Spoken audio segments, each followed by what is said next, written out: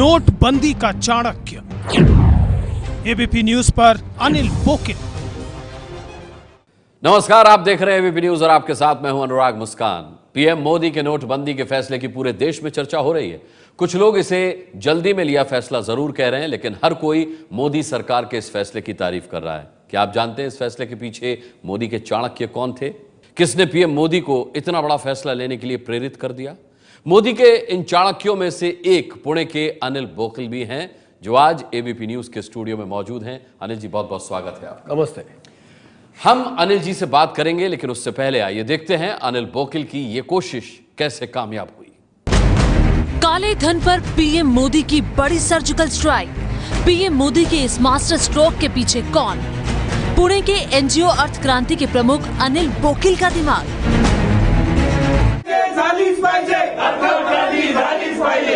आर्थिक सुधारों की अपनी मुहिम की पहली कामयाबी का जश्न मनाने की ये तस्वीरें उसी अर्थ क्रांति एनजीओ की है, जिनकी 16 साल की मेहनत अब रंग लाई है। इस एनजीओ के प्रमुख हैं अनिल बोकिल।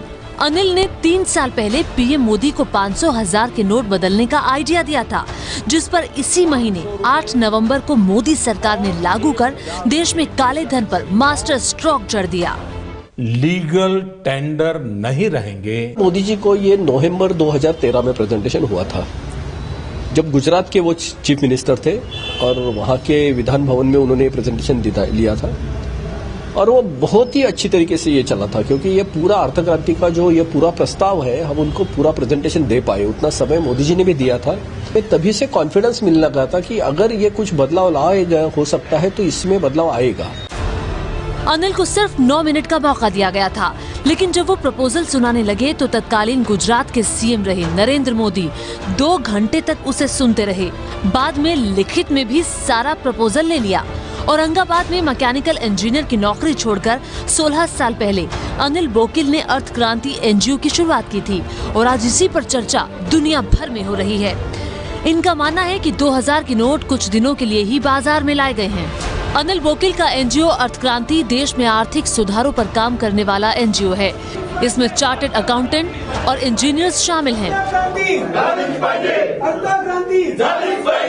तो अनिल बोकिल जी से संबंधित ये रिपोर्ट आपने देखी और अब सीधे बात करते हैं अनिल जी से। अनिल जी, पहला सवाल तो मेरा आपसे ये है कि ये नोटबंदी का जो आइडिया है, इस पर कब से आप काम कर रहे थे और ये आया कैसे? ये नोटबंदी का जो आइडिया है ये पूरा नहीं है, ये अर्थ क्रांति प्रस्ताव का एक भाग है। अर्थ क्रांति प्रस्ताव एक पूरा प्रस्ताव है जो 16 साल से हम बड़ी लोगों की एक टीम कर रही है। इसमें अनिल बोकिल एक अकेला आदमी नहीं है। अच्छा। इसमें बहुत अच्छे पढ़े लिखे चार्टर्ड अकाउंटेंट्स है, इंजीनियर्स है, प्रोफेशन से अलग अलग इसमें से आए लोग हैं, एक्सपीरियंस लोग हैं, और एक ही सब्जेक्ट पे कि ये देश में साफ सुथरी अर्थव्यवस्था कैसी हो, इसके लिए प्रस्ताव की रचना हुई है। और ये बिल्कुल स्ट्रक्चर्ड ऐसी रिसर्च रिपोर्ट है, ठीक है, जिसका अल्टीमेट जो हमने बनाया है वो मॉडल फाइनेंस बिल के फॉर्म में आया है। और इसके लिए हमें गाइडेंस मिला है हमारे जो भूतपूर्व कानून सेक्रेटरी जो थे, उनका हमने गाइडेंस भी लिया है।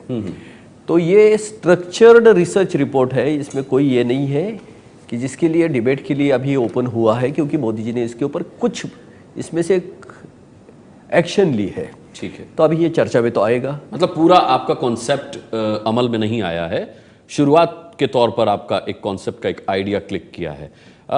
अर्थ क्रांति की आपने बात की, मैं आपसे जानना चाहूंगा कि हमारे दर्शकों को बताएं कि ये अर्थ क्रांति क्या है, और बहुत जरूरी है ऐसे में अनिल जी ये जानना कि उसका मकसद क्या है। अर्थ क्रांति एक पूरे प्रस्ताव का नाम है। ये 16 साल से एक स्टडी रिपोर्ट चल रही थी कि जिसमें भारत की अर्थव्यवस्था साफ सुथरी कैसे हो, देश का काला धन ही नहीं, काला पैसा पूरी तरह से खत्म कैसे हो, पूरा खत्म हो जाना चाहिए, नया नहीं बनना चाहिए। और ये इसके बाद में जो होए तो फिर इसके फिर इलेक्शन की प्रक्रिया साफ सुथरी कैसे हो, ये काला पैसा अगर खत्म हो गया तो सफेद पैसा हमारे अर्थव्यवस्था में कैसे आए, बैंकिंग कैसा बढ़े, सबसे बड़ा कि आम आदमी के लिए जो चीप क्रेडिट होना चाहिए, सालाना 2% 3% ब्याज दर पे उसको कैसा पैसा मिले, क्योंकि दुनिया के कंपटीशन में हम आ गए हैं। आज हम सब जानते हैं कि हमारे अर्थव्यवस्था में 10% 12% से नीचे पैसा दे नहीं सकती। सालाना मैं ये ब्याज दर की बात कर रहा हूँ। और जो ग्लोबल कंपटीशन में है, जब हम आए हैं, जहाँ विकसित राष्ट्र है, वहाँ की कितनी है आय, ब्याज की दर, सूद, इंटरेस्ट रेट जो बोलते हैं, सालाना 3% 4%, और उनके कंपटीशन में हमारे बिजनेस में आ गए हैं। लेवल प्लेइंग ग्राउंड ही शिफ्ट हो रहा है। दूसरी बात है किसानों की, किसानों तक पैसा पहुंच ही नहीं रहा है। मेहनत हो रही है, अनाज उपज तो बढ़ रही है, सब गोडाउन हमारे टाइट है। यानी किसान का मतलब यह है कि किसान काम तो कर रहा है लेकिन उसको भाव नहीं मिल रहा है। बड़ी मात्रा में उसकी आत्महत्या हो रही है। डिस्पेरिटी इतनी बड़ी है कि हैव्स और हैव नॉट्स के बीच में गैप बहुत बढ़ चुका है। अब तो हम सब जान ही चुके हैं कि हमारी पूरी इलेक्शन ही अभी, पूरी प्रक्रिया ही अभी काले धन पे खड़ी है। तो ये कैसे साफ सुथरी हो जाएगी? इसमें कोई आदमी की गलती कितनी है मालूम नहीं, लेकिन पूरी व्यवस्था ही गलत हो रही है। कोई भी चीज जो सही डिलीवर होनी चाहिए वो डिलीवर नहीं हो पा रही है। और हम क्या कर रहे हैं कि उसमें कुछ आदमियों को उसका दोष आरोपण कर रहे हैं, लेकिन ये वैसा नहीं है। ये कैरेक्टर का प्रॉब्लम नहीं, ये पूरी व्यवस्था का ही प्रॉब्लम हो गया है। अगर इसको करना है तो पूरा क्लीन स्वीप करना चाहिए। एक नई व्यवस्था की जो बेसिकली काले पैसे को, काले धन को निर्माण ही ना होने दें, और जो आज जो हुआ है उसको पूरी ये हमारी सफेद या कानूनी अर्थव्यवस्था में उसको संभाले, फिर उसके ऊपर गवर्नेंस आएगा, फिर ये गवर्नेंस से पूरी व्यवस्था सुधर जाएगी जी। पॉलिटिक्स से लेके सब कुछ बदल जाएगा जी। ये जो आपने अर्थ क्रांति का कॉन्सेप्ट बताया, इसके बारे में भी मैं बात करूंगा, क्योंकि बहुत डिटेल्ड स्टडी के बाद आपने ये प्रपोजल तैयार किया है। यहाँ मैं आपसे ज़रूर पूछना चाहूँगा कि पीएम मोदी से आपकी कब मुलाकात हुई थी और क्या बातचीत हुई थी मुलाकात के दौरान? हमारी जब मोदी जी से बात हो गई थी, वो पीएम नहीं थे। वो गुजरात के चीफ मिनिस्टर थे। वो नवंबर 2013 में उनकी हमसे बात हुई थी, और एक बड़ी बात चली थी। वो करीबन 1.5-2 घंटे का ये प्रेजेंटेशन था, जो 45 मिनट का एक टेक्निकल प्रेजेंटेशन है। जब मोदी जी ने वो देखा तो सही में ऐसा लगा कि मोदी जी को उसमें से बहुत सी चीज़ शायद ये हो गई है, क्लिक कर गई है। और उसका तो हम देख ही रहे थे, यानी जनधन योजना हो या कुछ भी हो, हमारा इंसिस्टेंस ये पहले से ही था कि जो कैश बेस हमारी इकोनॉमी है उसको हम थोड़ा बैंकिंग बेस पे लेके जाए। कैश बेस के बहुत प्रॉब्लम है। उसके एक तो क्या है, उसके ट्रांजैक्शन और उसके जो व्यवहार होते हैं उसके फुटप्रिंट कभी नहीं रहते। कौन किसको किस माइस में ट्रांजैक्शन हो रहे हैं, पैसा किस कहाँ जा रहा है, किसी को कुछ नहीं समझता। दूसरी चीज़ ये है कि ये जो कैश बेस इकोनॉमी है वो आहिस्ता आहिस्ता कमोडिटी पे शिफ्ट होती है। आज जब हम आधुनिक अर्थव्यवस्था में आ गए हैं तो आज की समाज व्यवस्था में अभी सिर्फ 2 जाति बच गई है, हैव्स और हैव नॉट्स। बाकी सब पुरानी है, बाकी का सब भूतकाल है। आज मार्केट व्यवस्था में सबसे बड़ा वो होता है जिसके सिवा मार्केट चल ही नहीं सकता, वो होता है कस्टमर। और सबसे नीचा होता है जिसकी मार्केट बहुत घृणा करता है, वो होता है भिखारी।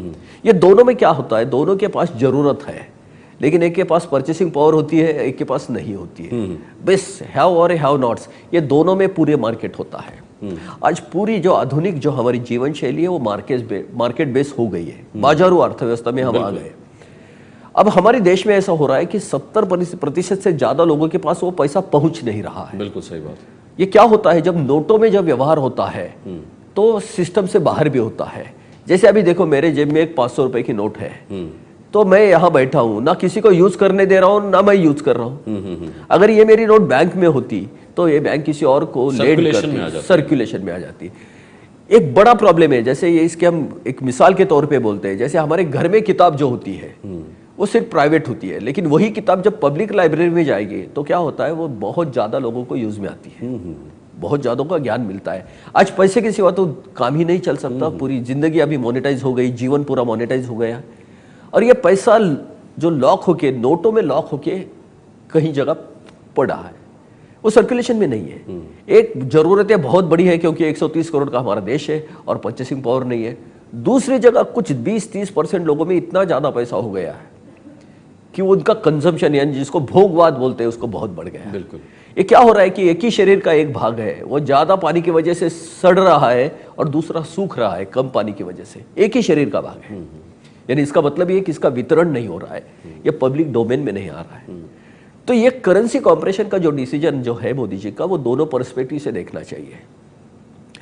एक तो ये वेल्थ का डिस्ट्रीब्यूशन कर रहा है, करेगा बाद में, क्योंकि वो पब्लिक डोमेन में जाएगा, पब्लिक में इसमें जाएगा तो बैंक में जाएगा। तो दूसरी बहुत बड़ी चीज है, करेंसी नोट की जो ट्रांजैक्शन है वो फुटप्रिंट नहीं रखते, इसलिए वो पूरे ट्रांजैक्शन नॉन ट्रांसपेरेंट हो जाते हैं, अपारदर्शक, इसलिए अनअकाउंटेबल होते हैं और फिर वहां से भ्रष्टाचार बढ़ने लगता है, क्योंकि उनका कोई हिसाब किताब नहीं। बैंक के ट्रांजैक्शन दोनों एंड पे, लेने वाले का और देने वाले के, क्रेडिट और डेबिट दोनों अकाउंट पे उसकी रजिस्ट्रेशन होती है, उसके फुटप्रिंट एस्टेब्लिश होते हैं। ये ट्रांसपेरेंट हो जाता है और यही बाद में करप्शन के लिए बड़ा ये बन जाता है, अवरोध हो जाता है, क्योंकि वो जो ट्रांजैक्शन है वो ट्रांसपेरेंट हो गए। आपने अर्थ क्रांति के प्रपोजल में मैंने पढ़ रहा था कि उसमें साफ लिखा है नोट बंद करने चाहिए, लेकिन यहाँ नोट बंद नहीं किए गए हैं, चेंज किए गए हैं। 500 और 1000 का नोट अब बदल के आएगा, 500 का तो आ भी गया, 1000 का भी आएगा और 2000 का भी अब प्रचलन में आएगा। अनिल जी, आपके अर्थ क्रांति के प्रपोजल में साफ है कि नोट बंद कर देने चाहिए, 50 से ऊपर के जितने बड़े नोट हैं, लेकिन यहाँ तो चेंज हो रहे हैं, तो क्या काला धन रुक पाएगा? जिस सर्कुलेशन की आप बात कर रहे हैं, अब लोग फिर से काला धन जमा कर लेंगे? अब तो ये सही कह रहे हैं, क्योंकि अर्थ क्रांति नोट बंद करने की बात नहीं कर रही है। गरीब लोग जो अनपढ़ है उनको कितनी नोट चाहिए? 50 की रखो, 100 की रखो, ये 500 और 1000 की नोट किसके लिए थी? देखो, आज जो अपना मूल्य है मार्केट में, जो गवर्नमेंट ने डाला है नोटों के स्वरूप में, उसमें 86% 500 और 1000 में थी। और दूसरी तरफ हमारी सभी जो अर्थशास्त्री ये बता रहे हैं कि हमारे देश में $2 के नीचे जो ग्लोबल पॉवर्टी लाइन है, ग्लोबली एक्सेप्टेड, 70% से ज्यादा लोग हैं। अगर 130 रुपए रोजाना खर्चे में अगर हमारे 70% पॉपुलेशन है, तो ये 500 और 1000 की नोट किसके लिए? किसी को इसका ये नहीं, कोई अर्थशास्त्री इसका जवाब नहीं दे रहा है। अर्थ क्रांति मानती है कि इस योग्य समय सीमा में ऊपर के पैसे निकाल ही दो, यानी पूरे जो किताबें हैं वो लाइब्रेरी में जाएंगी, यानी पूरा पैसा सर्कुलेशन में रहेगा। अगर अभी फिर नोट में आएगा तो फिर वो इससे बाहर आ जाएगा। दूसरी चीज की जो बड़ी नोट जो है 2000 रुपए के बारे में बहुत बात हो रही है, तो ये अर्थ क्रांति का सुझाव था कि इतनी बड़ी अगर करेंसी आप निकाल लोगे, यानी 100 में से 86% निकाल लोगे जी, तो आपकी अर्थव्यवस्था कोलैप्स हो जाएगी। तो जैसे एक बड़ा रोड, नेशनल हाईवे का आपका कंस्ट्रक्शन चल रहा है, बड़ी रिपेयरिंग हो रही है, तो आपको डायवर्शन देना चाहिए। कब तक होगा वो? जब तक ये रोड रिपेयरिंग नहीं होगी, तब तक आप 2000 मूल्य की नोट ले लो। 2000 की क्यों? क्योंकि अगर आज हम समझो, एक मैं मिसाल के तौर पे बोल रहा हूं कि 1000 की नोट आज 100 नोट है, तो 2000 की हमें 50 ही बनानी पड़ेगी, क्योंकि उतना ही मूल्य रहेगा। तो सरकार को यह भी करना पड़ेगा कि वो 50 भी मत निकालो, अभी 10 ही प्रिंट करो, यानी 1000 की उतनी कॉम्प्रेस हो गई। एक फेसबुक के जरिए सवाल आया है, एक दर्शक का फेसबुक पर सवाल पूछा है आपसे। मैं चाहूंगा कि आप, करार अब्बास जो दर्शक है हमारे, वो पूछ रहे हैं कि बड़े नोट बंद होना अच्छी बात है, लेकिन एक कमी है इस फैसले में, मेरे ख्याल से 2000 रुपए का नोट नहीं चलना चाहिए था। ये जफर अब्बास का सवाल है, क्या ये सही सोच रहे हैं कि 2000 का नोट नहीं आना चाहिए था? सोच तो सही है, लेकिन मैंने वही बोला कि वो अभी प्रोविजन के लिए है, स्टैंड बाय जिसको बोलते हैं, स्टॉप गैप एडजस्टमेंट है। इतनी बड़ी वैल्यू अगर आप इकोनॉमी से निकाल के लोगे तो इकोनॉमी कोलैप्स होगी। अच्छा, 500 और 1000 की नोट निकाली तो आप सब फिर 14% ही आपके पास वैल्यू बचेगी।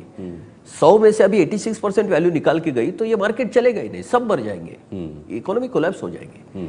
तो ये बाईपास है, अभी कम क्वांटिटी में निकलेगी और ये भी डिमोनेटाइज होने वाली है। ब्याज दरों के ऊपर आज एसबीआई से अरुंधति जी ने एक सवाल उठाया था, कुछ जानकारी भी दी थी, वो सुन लेते हैं, फिर मैं आपसे बात करता हूं। बैंकिंग सेक्टर में बदलाव तो आएंगे, बदलाव दो तरीके से आएंगे। एक तरीका है कि घर में जो कैश पड़ा हुआ था वो अनप्रोडक्टिव कैश है, उससे कुछ उपजाऊ नहीं होता है, प्रोडक्शन नहीं बढ़ता है, वो अगर बैंक में आ गई तो बैंक उसको लेंड करके आपका प्रोडक्शन बढ़ा सकता है। तो बैंक के पास लेंड करने के लिए जो रिसोर्स है वो रिसोर्स बढ़ जाती है। अगर ये बढ़ जाती है तो हमारे इंटरेस्ट रेट भी घटते हैं, तो सब तरीके से जो लोग व्यवसायी हैं उनके लिए अच्छा होता है, उनके लिए लोन मिलना आसान होता है। ये आपने सुना इन्होंने क्या कहा, साफ तौर पर क्या आप इस बात से इत्तेफाक रखते हैं कि अब सहूलियतें बढ़ेंगी आम लोगों के लिए? ये बहुत लेट बात कर रहे हैं। अच्छा, ये बहुत एक्सपर्ट है लेकिन बहुत लेट बात कर रहे हैं। देखो कैसा होता है, मार्केट में मुझे लोन चाहिए, आप बैंकर हो और यहाँ कैश है, कैश जब तक बैंक में नहीं आएगी तो आप मुझे क्या दोगे? तो आप क्या, बैंक क्या करती है, नोट बैंक में लाने के लिए वो 8% 10% डिपॉजिट पे इंटरेस्ट रेट रहती है। बैंक जब रॉ मटेरियल 8% पे लेगी तो बैंक का फिनिश्ड ग्रुप प्रोडक्ट कितने में जाएगा? तो मुझे आप 10% के दे, बैंक चलाने के लिए आपको 2% तो रखने पड़ेंगे, जिसको स्प्रेड बोलते हैं। तो कम से कम मुझे 10% से आप नीचे दे ही नहीं सकते। यही होता है ना, पूरी दुनिया में जो बड़ी अच्छी विकसित जो अर्थव्यवस्था है वहां नोटों का ज्यादा चलन नहीं है, इसलिए 0% में बैंक में वो पैसा आता है। तो बैंक 2% ही इंटरेस्ट रेट पे सबको लोन दे सकती है। आपने किसानों की बात की अनिल जी, ये भी कहा जा रहा है कि इस फैसले से किसानों को नुकसान है और ई कॉमर्स को फायदा है, क्या ये बात सच है? देखो कैसा है, कॉमर्स और प्रोडक्शन और ट्रेड एक दूसरे के साथ जुड़ा है। किसान, हमारे देश में बहुत बड़ी मात्रा में हमारी पॉपुलेशन एग्रीकल्चर पे है। हम समझते हैं कि 50% से ज्यादा लोग अभी एग्रीकल्चर पे है। कंजेशन है वहाँ, क्योंकि लैंड का बहुत ये कम हो रहा है। अभी वहाँ से किसान को बाहर निकलना है तो वो सर्विस सेक्टर में आएगा। जब तक पैसा फ्री घूमेगा नहीं तब तक सर्विस सेक्टर उनको एक्सेप्ट नहीं करना पड़ेगा, नहीं पाएगा रादर, और वो अडॉप्ट भी नहीं कर पाएगा। तो किसान के लिए क्या है मालूम नहीं है, क्योंकि आज इसका साथ जो जुड़ा है, ये महंगाई किसान को मारती जा रही है। उसका जो उपज है वो सस्ता हो जा रहा है क्योंकि उसको मार्केट की रेट नहीं मिल रही, और उसका जो कंजम्पशन है अनाज छोड़ के वो महंगा होता जा रहा है, इसलिए किसान मर रहा है। जो ऑर्गेनाइज क्लास है उसको महंगाई का जो कुशन है, डीए का हिसाब हो या पे कमीशन का हिसाब हो, उससे से वो सर्वाइव हो रहा है। किसान तो एक्सपोज हो गया ना जी। अगर इसको है तो उसको सोशल सिक्योरिटी का बड़ा सपोर्ट होना चाहिए, लेकिन सोशल सिक्योरिटी के लिए सरकार के पास काफी मात्रा में राजस्व होना चाहिए। हम तो जानते ही कि हमारे सरकार के पास पैसा जा ही नहीं रहा, क्योंकि राजस्व की इतनी कमी हो गई कि हमारे जीडीपी के करीबन 14% हम टैक्स कंप्लायंस हो रहा है। करीबन इतना बड़ा देश 14% पे कैसा चलेगा? दुनिया में एक अच्छी विकसित जो अर्थव्यवस्थाएं है वहां 30% से ऊपर है उनके जीडीपी के। आपने हालांकि अनिल जी ये माना है कि अर्थ क्रांति का पूरा कॉन्सेप्ट प्रधानमंत्री ने कंसीव नहीं किया है, लेकिन एक शुरुआत उन्होंने अच्छी की है। लोग बहुत परेशान हो रहे हैं, आप क्या सलाह देंगे उन लोगों को कि क्या वाकई में अच्छा वक्त आने वाला है अर्थव्यवस्था के हिसाब से, जो थोड़ा सा परेशान होने के बाद उन्हें मिलने वाला है, या फिर कुछ गलती कर रही है सरकार? देखो, एक बड़े गंभीर रोग के खिलाफ अभी यह ट्रीटमेंट शुरू हो गई है। जैसे कैंसर जैसा पूरे शरीर में फैला कि उन्होंने हर सिस्टम को कोलैप्स कर दिया, जुडिशरी को, एजुकेशन को, पॉलिटिक्स को, सभी सिस्टम उसके चपेट में आ गए काले पैसे के। अभी ये ऑपरेशन बहुत संगीन है, लेकिन अभी ये ट्रीटमेंट शुरू हो गई है। आज के जो पेन्स है वो ट्रीटमेंट के प्राइमरी ये है पेन्स, लेकिन एक बार ये बीमारी हट जाएगी ना तो बहुत अच्छा होगा। शुरुआत हुई है और अर्थ क्रांति का पूरे हिस्से का एक छोटा सा कॉन्सेप्ट अभी लागू हुआ है, तो उम्मीद करते हैं, क्योंकि चूंकि आपकी 1.5-2 घंटे पीएम से मुलाकात हो चुकी है और उनको कई चीज़ों पर वो कन्विंस थे, तो आगे आने वाले समय में टैक्स को लेकर के भी सरकार वही बदलाव करे जो अर्थ क्रांति में है। लेकिन आपने इतने अच्छे तरीके से चीज़ों को समझाया और इसमें देश हित बताया, हम आपका बहुत बहुत धन्यवाद करना चाहेंगे एबीपी न्यूज़ से बात करने के लिए। अनिल जी, आपका बहुत बहुत धन्यवाद स्टूडियो में। धन्यवाद। तो ये थी हमारी खास मुलाकात। एक छोटा सा ब्रेक ले रहे हैं, कहीं मत जाइएगा।